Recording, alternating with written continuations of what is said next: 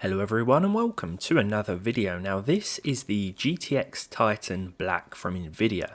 Much like the original Titan that released the previous year, 2014's model was the fastest single GPU on the market, though for $1,000 it ought to have been.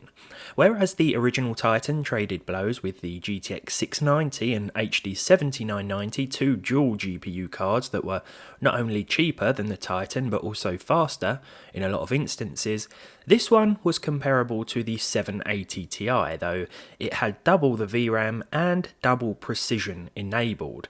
Never heard of that second feature? Well, neither have I, but it's not important as far as gaming is concerned. Of course, the Titan Black wasn't really the sort of card that gamers should buy, and the 3 gigs of VRAM that the 780 Ti boasted were more than enough. These days though, well, it might help out.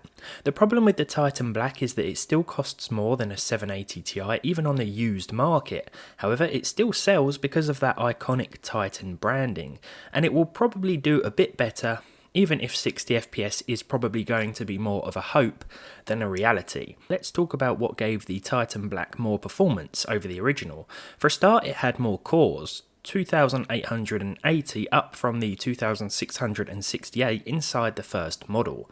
It was also clocked slightly higher, which gave it the performance edge. Let's play a few modern and or popular titles and see how it holds up though.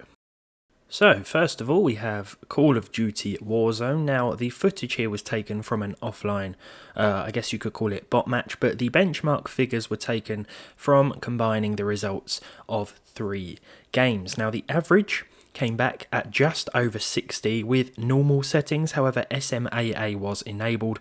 We were seeing 61 FPS on average with a 1% low of 50, so to be honest, the Titan Black holds up pretty well here. Because of the 6 gigs of VRAM, you can also turn the textures up to high, and the performance isn't really that much different at all. I've noticed that on a lot of cards, but to keep those 1 and 0.1% lows a little bit higher, I did revert to normal, and I pretty much kept everything else on normal or low as well. The game still looks fine, to be honest, especially with SMAA enabled, and you're going to have a pretty good time with the Titan Black, providing you don't push the settings of Warzone too high. Now next up, we've got what is probably the newest released game out of today's benchmarks. This is Crysis Remastered. This looks very good, especially at high settings here, although it did struggle quite a bit with the Titan card. 40 FPS was the average with a 1% low of 27. Now there were certainly a few dips to be seen here. I could feel the dips in the performance when playing, but I think you'll agree that this game looks pretty good, and it's certainly not utilising our system as well as it could. The graphics card, however, is pretty much maxed out, and we are exceeding 3 gigs of VRAM, the 3 gigs that the standard 780 Ti has, so I think the extra still does help out here. It just doesn't utilise CPU power all that well, but it's early days. There may be a few updates that can fix this, but as you know, the original Crysis wasn't exactly the best at utilising an entire system either. The Titan Black, however, will give you a decent plus 30 FPS experience. We are running at high, but you could reduce things a little bit if you wanted to. I think high gives you a nice mixture of performance and graphical quality. In GTA 5, well, we'll have no problem exceeding 100 FPS. 127 was the average, in fact, with a 1% low of 97, so yeah, there's really not going to be any issues here. GTA 5 is quite old, but it still does receive regular updates, hence why I keep it in the benchmark roster, and every time I remove it or uninstall it, a lot of you ask for me to include it again. So GTA 5 is here to stay.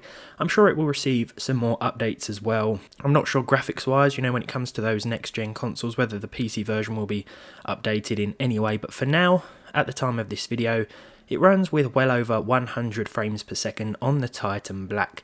The card is, however, I feel a little too expensive to purchase used, but it all depends on where you live and how much you can find it for on certain sites like eBay. You may also find a few good deals on local Facebook selling sites too. Now for the next test, we took a plane trip over New York City. I call this the New York test because New York City here seems to be the most demanding, or one of the more demanding areas in Microsoft Flight Simulator 2020. I think in this game, if you can exceed at least 30 FPS, then you should pretty much count it as an enjoyable experience because it is very hard to hit 60 with higher settings. Now instead of low, I use medium because I think the graphical differences are quite big, especially when you're flying over dense areas such as New York here, and we saw 36 FPS with the Titan Black, which I would actually chalk up to a decent result, to be honest. As you can see, my flying skills aren't exactly brilliant, but let's try and focus more on the performance here. You can see that the card, or the game, sorry, is exceeding 3 gigs of VRam. It's coming pretty close to 6 with the medium settings, so I'm sure that's certainly helping out here. And once again, the card is maxing out at 99% to 100% usage. That just means that it is being fully utilized and it's not being bottlenecked by the CPU. That's why I use the Ryzen 5, so that any graphics cards we test can be put through their paces at their maximum potential. Now Red Dead Redemption 2 can also be quite demanding once you turn the settings way up. Now I didn't push things too high here.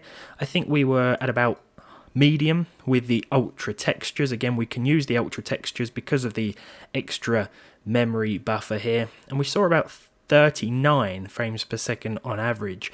I was going to round it up to 40, but we were seeing 39.1 to be exact. So yeah, there were a couple of stutters with a 1% low of 24, and just riding my horse around this specific area made the frame rate dip quite a bit. The same thing occurs in busier towns like Valentine. Busier areas do have a negative impact on hardware, and when you're out in the open like I am here, you'll see things pick up a little bit. As the action starts to get a little more intense, that frame rate will drop again, but you can expect a plus 30 FPS experience in Red Dead, and if you turn things way down, maybe even including the resolution, you should expect 60. Finally then, we have Rainbow Six Siege. This is another game like GTA 5 where whenever I remove it from the benchmark roster, a lot of you seem to ask for it back, so it's here to stay again. 114 FPS here with a 1% low of 85. Now this footage was taken from a lone wolf practice, but just like with Warzone, the actual benchmarking results were taken from an online game. I tend to show you footage in single player or bot match scenarios because I'm not disturbing any other players with my benchmarking antics this way. When I play the game online, I can just hit the benchmarking key for MSI Afterburner to record the figures, and then I can go back and pick out a nice piece of footage afterwards using a bot match or single player gameplay. That's the only reason I tend to do this. But yeah, the Titan Black is still capable of 30 FPS plus gaming in demanding games and 60 FPS plus gaming in those lighter titles like Rainbow Six. As we move through 2020, well, this may change, but for now it's still okay. Would I recommend buying one though? Well, here in the UK at least, no, it's simply priced too high, but this icon still has what it takes to handle some of your favourites. Thank you very much for watching. If you enjoyed this video, leave a like on it down below. Leave a dislike if you didn't. Let me know if you use one of these Titan Blacks in your system, or if you've ever owned one, or any Titan for that matter. Subscribe to the channel if you haven't done so already, and hopefully I'll see all of you in the next one.